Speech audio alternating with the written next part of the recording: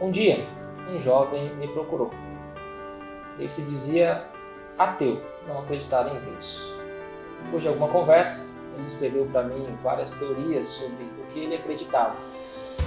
Teorias da astrologia, como os astros estão envolvidos em nossa existência, como ele leu e estudou a respeito daquilo, como aquilo marcou a vida dele.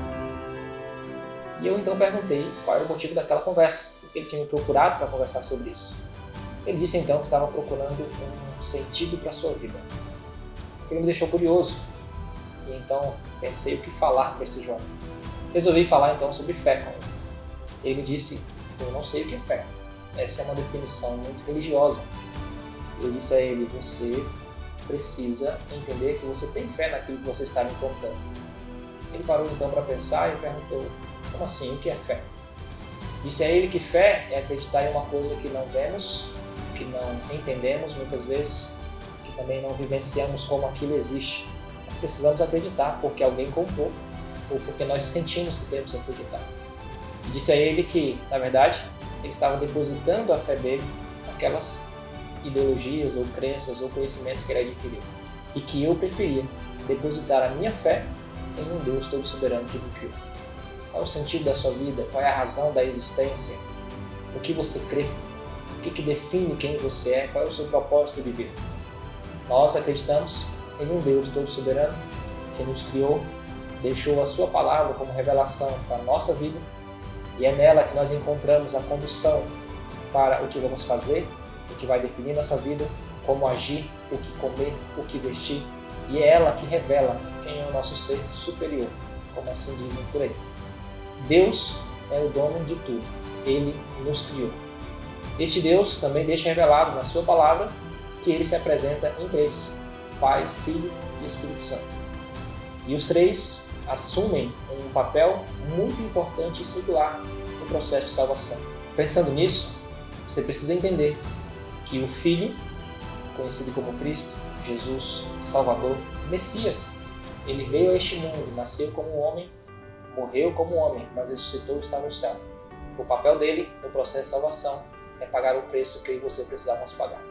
Ao ir ao céu, ele envia um outro Consolador, o Espírito Santo, como alguém igual a ele, que agora, neste momento do processo de salvação, assume a função de nos levar até o Filho. E o Pai, Deus o Pai, onde ele entra nessa história? No começo do conflito, o caráter dele foi posto à prova pelo inimigo. Você deve conhecer ele por alguns nomes: Lúcifer, Diabo, Satanás, ou coisa ruim, por aí vai. No início, ele disse que Deus é um Deus injusto, que os anjos só o seguiam por medo a ele. Pensando nisso, Deus envia o Filho para provar que Deus é justo.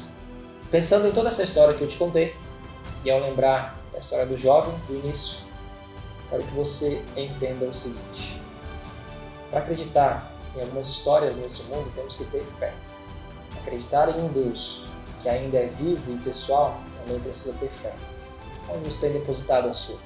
Eu prefiro acreditar em uma história de um Deus que morreu, pagou o preço que eu precisava pagar, que me promete uma vida eterna e que promete um dia voltar para me viver eternamente ao seu lado. Ao acreditar em teorias que homens escreveram sem inspiração nenhuma e que, se você for bem profundo, vai perceber que tem vários furos. Eu acredito na Bíblia porque é a palavra de Deus. Eu acredito em Deus porque Ele provou me amar. Deus não é algo para você provar que Ele existe.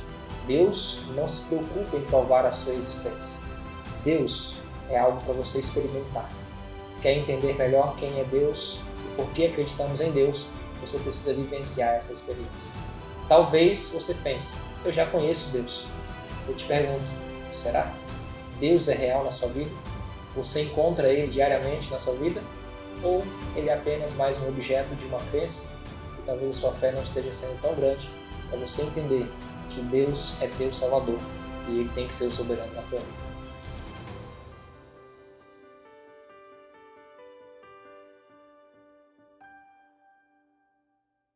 No próximo episódio, vamos descobrir juntos por que e para que Deus criou o ser humano. Para que, por que Deus criou todo este planeta que nós conhecemos. Aliás, foi Deus que criou? No que você acredita? Não perca, nos encontramos semana que vem.